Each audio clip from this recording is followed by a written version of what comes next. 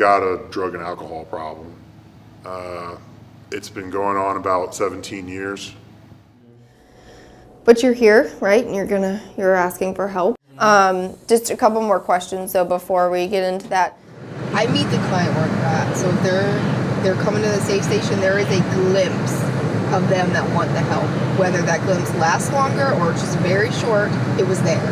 And so that seed is already in them that they want to get well. But again, when you're starting to withdraw and not feel well, the only way to get well for them in their brain is to go out and use again. So just instilling the hope in them while they're on the safe station with hopefully a clear mind, that we let them know that we're here regardless of what their decision is today, whether they want to go into a resolution service or they want to end up back in the community. And that's really what my goal is. I don't like to force anybody into anything, so just letting them know we're here.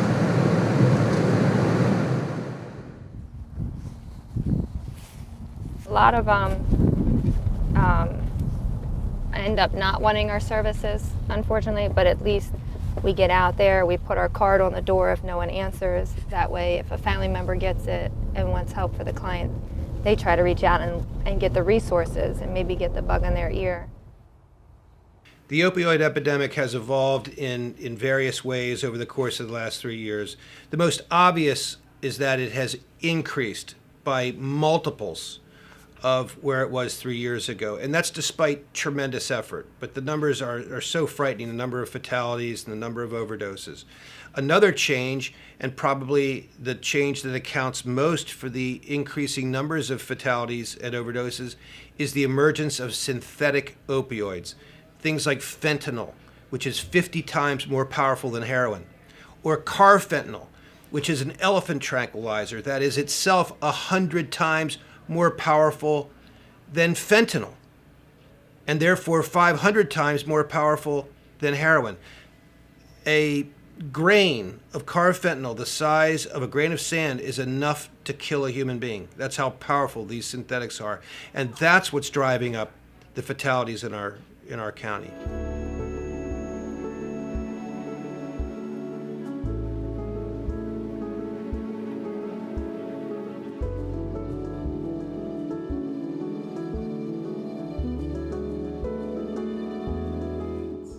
Well, Safe Station is about saving lives and offering hope. It's a way for people who are seeking help 24 hours a day, 7 days a week. They can go to any fire station, any police station in Anne Arundel County or the city of Annapolis and start the process of getting help. When they show up there, we'll check them, make sure they don't have any significant medical issues, and then we'll contact crisis response, who have been amazing about coming in. And what they do with people is they find them where they are. So if they need in-house care, then they'll arrange for that. If they need an outpatient program, they'll find that for them. So everybody who comes in gets the help that they need and works for them specifically, not the round peg in the round hole, not the square peg in the round hole.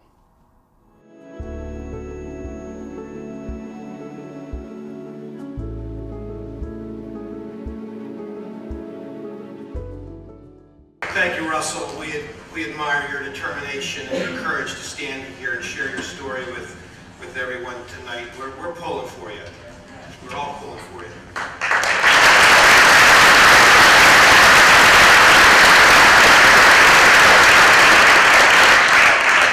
Drugs can affect anybody. You can go to any NA meeting or AA meeting in Anne Arundel County and you'll see millionaires that own Fortune 500 companies all the way down to the homeless man that lives on the street, and every single race, identity, creed, gender in between, everything. There's no special picks when it comes to addiction. Anybody can become an addict, whether you've never touched a drug before in your life or you drank every weekend for years, and all it takes is for you to find that one certain drug that gives you the euphoria or the effects that you want, and you become addicted to that. It makes all the pain or whatever you're trying to ignore or get away from go away while you're intoxicated on that drug. Mm-hmm. And opiates is, of course, one of the most the heavier narcotic. Well, it is the heaviest narcotic, heroin, and it gives you the euphoric effect and the rush and everything that everybody's looking for. It turns the world to peace. Everything's okay. Everything's blissful. No matter, you could be on the street with not a dollar in your pocket, out in the snow, and if you get heroin and get that in you while you're high, everything's okay. A heroin addict's mentality, if they hear a heroin hole, a dope hole in Baltimore is hitting with very good heroin, and someone from Pasadena goes up there and buys that heroin, comes back to Pasadena, does one pill and overdoses, other heroin addicts will want to go and get that heroin because they know it's strong and good. They will have to spend less money to get that intense rush and that high. I think that just kind of his persona and the way he carried himself and how he was kind of nothing could hurt him was his type of mentality. When you're not using drugs, you can get anything you want. It really is all out there for you. And it sounds like, I listened to that and just thought people were blowing smoke, and it sounded like BS and just, yeah, well, you got that now, that's why you're saying it. It just takes work. You just got to not pick up. It really is that simple. But it's not that simple. It's a simple process for complicated people. He's like, I went to Jude House and I did this and I was using in there, and so like this just nonchalantness about his use and his life just was like, took me by surprise, and I just, for whatever reason, my gut was like, you're not gonna make it through this, unfortunately.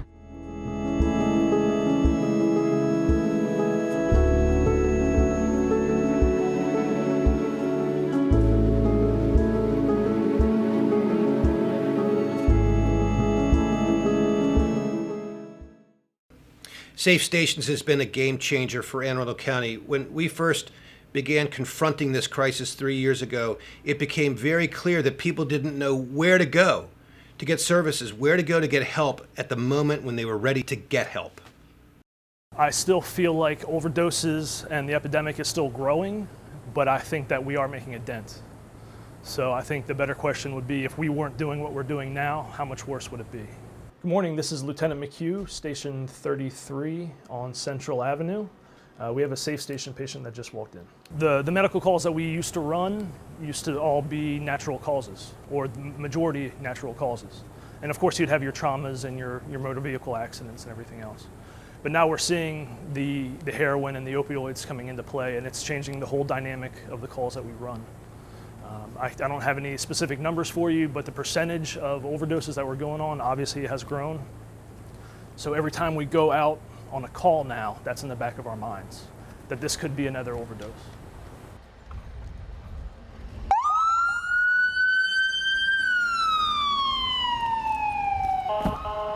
EMS 2 to fire alarm, add me to the call. When you overdose on an opioid, what that affects is your respiratory drive. So the first thing that goes is your breathing. Now your breathing will slow down and it'll eventually go away, right? So you'll be in respiratory arrest. When that happens, your face turns blue, your lips turn blue. Sometimes the patient will vomit, so there might be some vomit present. So basically when we walk into a scene, it could look like the person has died. So they're blue from the head to toe. They have vomit coming out of their mouth. The only way that we can check to make sure that they're alive is if they have a pulse. When we administer the Narcan, hopefully we've gotten there in time to give it, that will reverse the action of the opioid and hopefully get their respiratory drive back. We've seen overdoses in houses with small children, and that's always heartbreaking to see the child in the corner of the same room where their parent or their loved one has overdosed, or the parents of the person who's overdosed. We really see, unfortunately, all ages, so we see all types of family situations where it comes about. So the people that we've gotten back with Narcan, or the Safe Station patients that I've had a chance to talk to, when I ask them what's their drug of choice, they usually always say heroin. But they know that they're not always getting heroin. In fact, they're rarely getting straight heroin these days. So they might go to a dealer and say, I want heroin, but who knows what that dealer has done.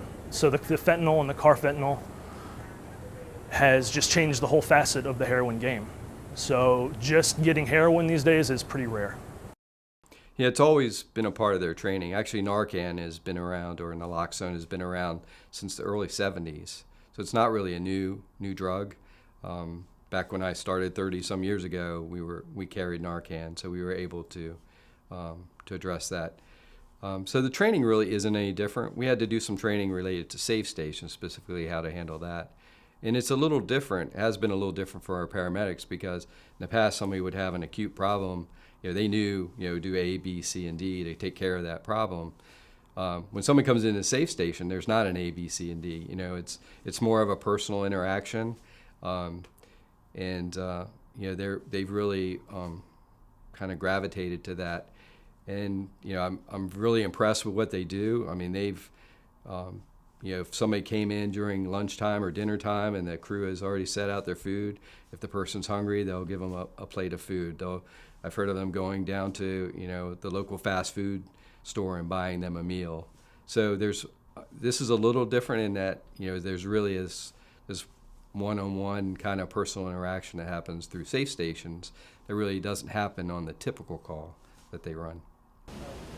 So if an individual comes to any of the firehouses or police stations in the county, they just knock on the front door. Whoever is in the station at the time will greet them and bring them in, have a quick discussion about why they're there. As soon as they say that they're there to get help with their problem, what we do is we contact the crisis team. The crisis team will talk to that individual on the phone for a little while just to get some basic information as they're dispatching their person to come and help them. Our main job is to be a facilitator. Can you hold me en route to 8012 Ritchie Highway for follow-up?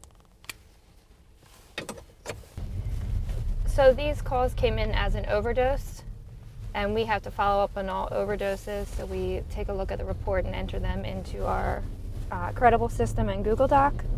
And then we at least first try to reach out to them by phone and offer services. And if they do not answer, then we do an unscheduled visit as an attempt to try to make contact with them and offer them services as well. So we really do all that we can to make our best effort to reach out to them and have someone either lay eyes on them or talk to them to really see if they want treatment. I think I remember a week where we had a couple overdoses, and we reached out and we actually spoke to two of them on the phone, and we offered them services, and they declined, saying that it was just a one-time relapse. And then the following day, or like 2 days later, that same week, they OD'd and died. We had that happen at least 2 times that I'm aware of. The Good Samaritan law, we used it before because one of the things we found in the early onset of the epidemic is that people were afraid. What we would find is that 80% of people that are using heroin do it with somebody with them, but 80% of the people that we found who have overdosed were by themselves. So what it was is, people would, they wanted to the partner would want to get away because they thought that they would get in trouble if they were with somebody and they overdosed. And we would find that they would drive up to a fire station and just kind of drop the person off. We'd hear the horn toot, and we'd look outside, and there would be somebody laying on our front ramp, and people would drive away because they were afraid that they would get in trouble. Good Samaritan law came in and said if you were seeking help for somebody, that you wouldn't be charged, with those, those drug-related crimes. So that allowed people to be able to feel comfortable, if somebody overdosed, to call 911, to stay with them, to provide them help, direct our emergency crews into them, or bringing them to a fire station or a police station, saying, hey, they're having an overdose, and getting help for them. So that's the thing. It's usually the officers that go out. The clinicians usually have phone calls to do. So, yeah, usually when someone sees a police officer, they're a little hesitant at first, but once I explain myself or the other officers explain who they are, what we do, then they start to calm down. But they're a little standoffish, I would say, at first. We just started CIT here in the county in 2014. I think roughly around June or July. That sounds about right. And we're actually the only county that pairs the officer with a clinician. as a team, a unit that goes out and responds to calls. Mobile crisis and the warm line has been around much longer than that. When I originally came on the unit, the focus was mental health and keeping people out of the hospitals, out of jail. And I would say the focus hasn't changed that much because there is still a lot of mental health that has to do with substance abuse. But it is definitely new and something we add to our list on a day-to-day basis.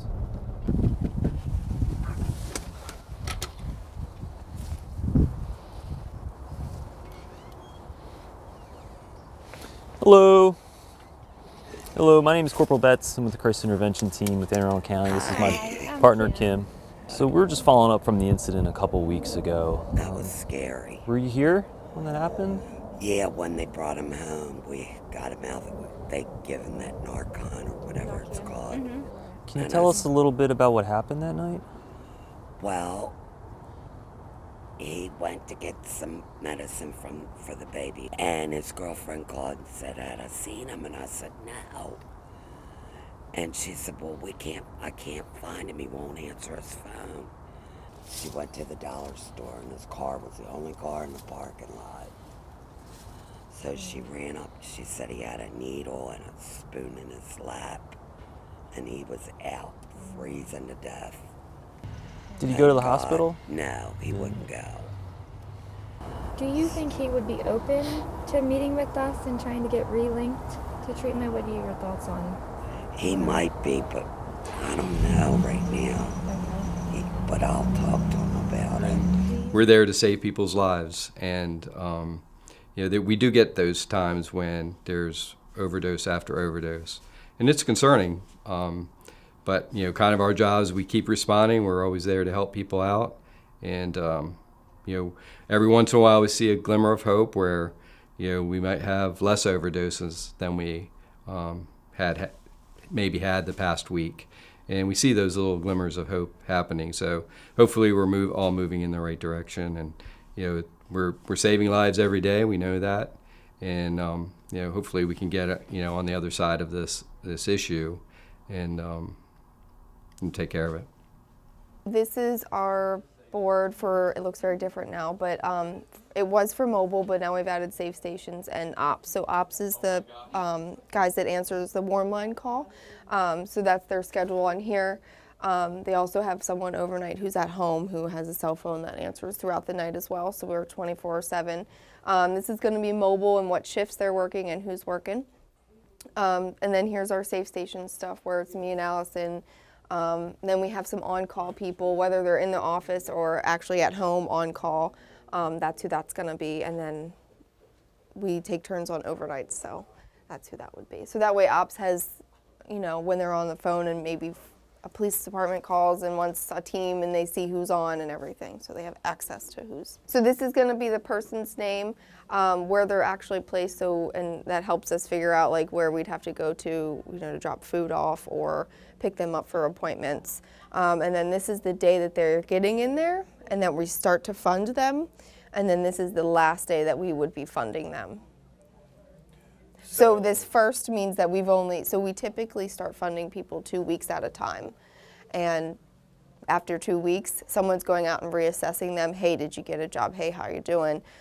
Making sure we're laying eyes on them to be able to say that we can fund 2 more weeks. So we typically do 4 total, but we do 2 at a time.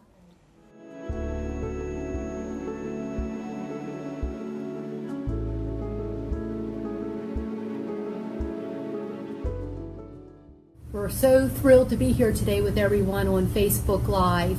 I'm joined today with Jen and Brandon, who are both very young people working day to day to stay clean and healthy, and they're here to take. So right now we're actually going to, it's not necessarily a safe station. We're going to see someone to do a follow-up visit on a person who drug court had contacted us on. And so we're going to do a follow-up visit. He's doing well. We're close to moving him possibly to what we call inactive status, which means he successfully completed all of his kind of things that we need him to do, but we kind of still check on him to do a closure visit, as well as let him know that, he can always call back in if he needs anything. So basically, this is kind of like the last visit we'll do. We took him from drug court, put him in treatment. From treatment, we put him in a recovery house. He's now working, self-sufficient, going to his treatment as he's supposed to. So at this point, he's not really in need of our services anymore, but we're kind of going to let him know that if he needs anything, he can call. A lot of times we're seeing smaller slip-ups, but then those smaller slip-ups continue to have that snowball effect. And so what we see is, oh, I just went out today, I thought I could have a beer. And then a beer led to, I mean, it sounds crazy, but leads to a little, I'm not talking about this case, just in general. I hear, we've had a couple of cases, right? They talk to us about, well, we went out, I've been in recovery now 4, 5, 6 months, I feel great, I can have a beer with the guys or the girls, or I can hang out and have just one beer. Well, one beer leads to smoking a little crack. Smoking crack leads to snuffing a little heroin. I mean, those are the stories we hear.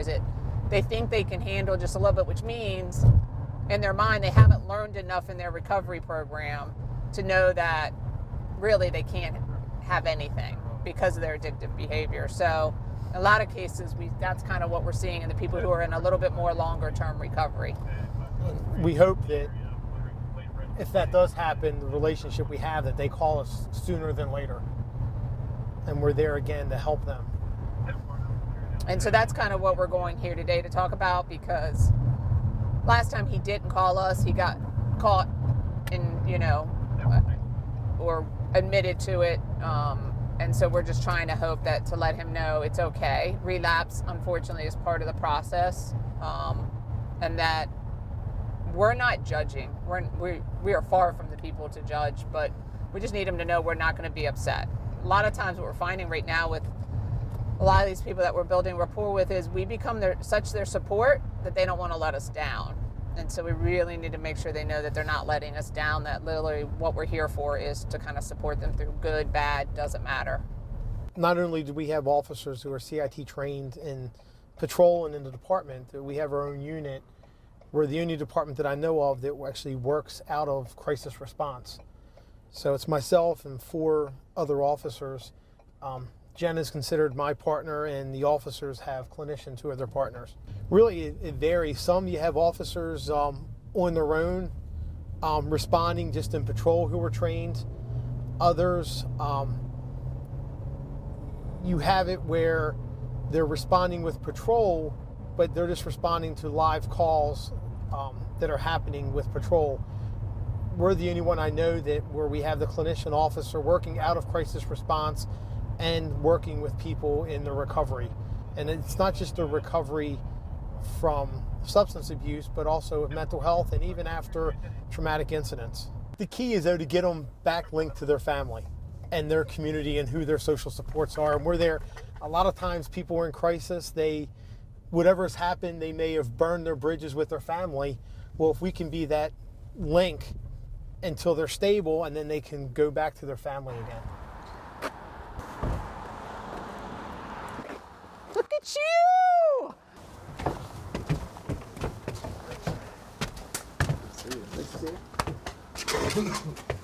You're the one that taught me that if someone doesn't want help, they don't want help.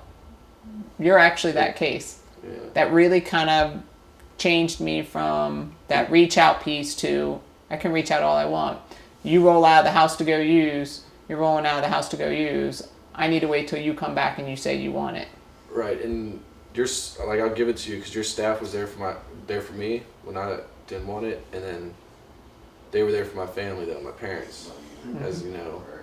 Because my parents tried to stop me. There's nothing that they could do. But you know what? I will say this because I think it was Leslie who was there that day.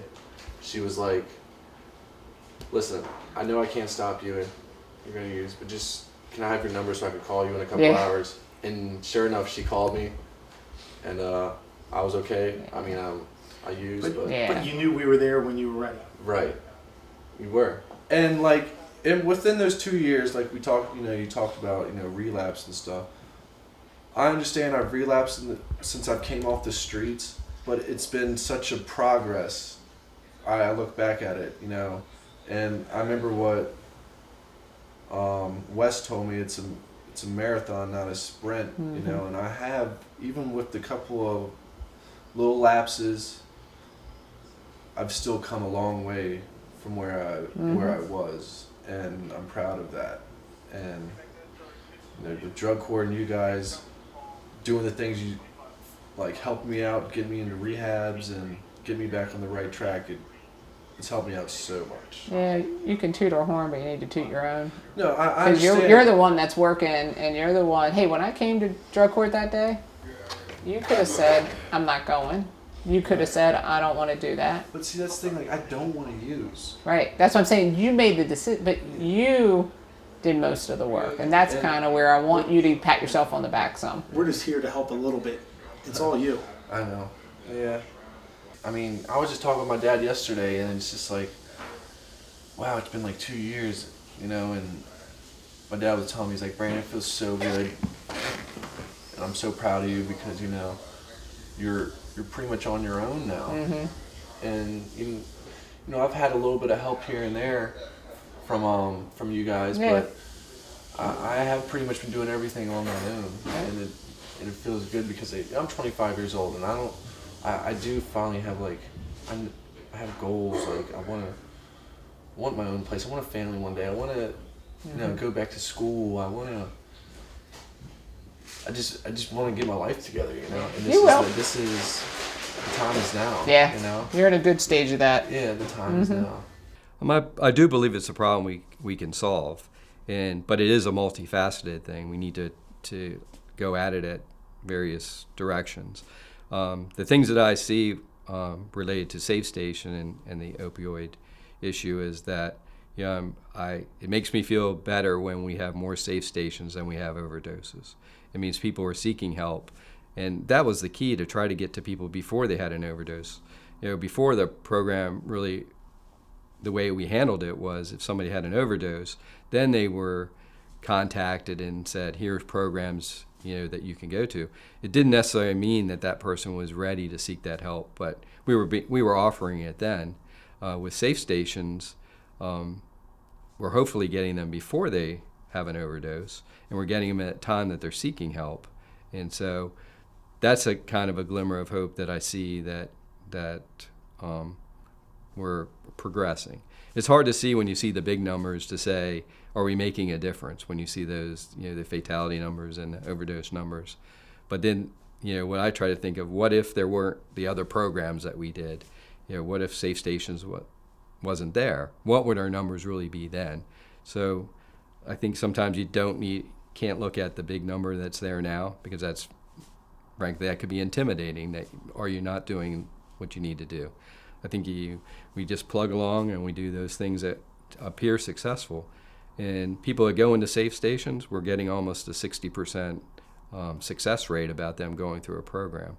When other programs that we've tried, we're in the 6, 7, 8% success rate. So I think we can see that it is working, and we just need to keep plugging away and encouraging people to take advantage of it. We have very capable senior staff members and departmental leaders who operate as a team, and we run the government on the basis of consensus. And when this crisis came to our attention, we immediately convened a work group of all departments and county offices that were relevant to fighting back. The health department, the Department of Social Services, the police department, the fire department, Annapolis City Police and Fire, just to name a few. There are many others. And out of that task force effort came 35 different recommendations on how we could attack this crisis from a public safety perspective, from a public health perspective, and from an educational perspective, educating young people about the dangers of drugs.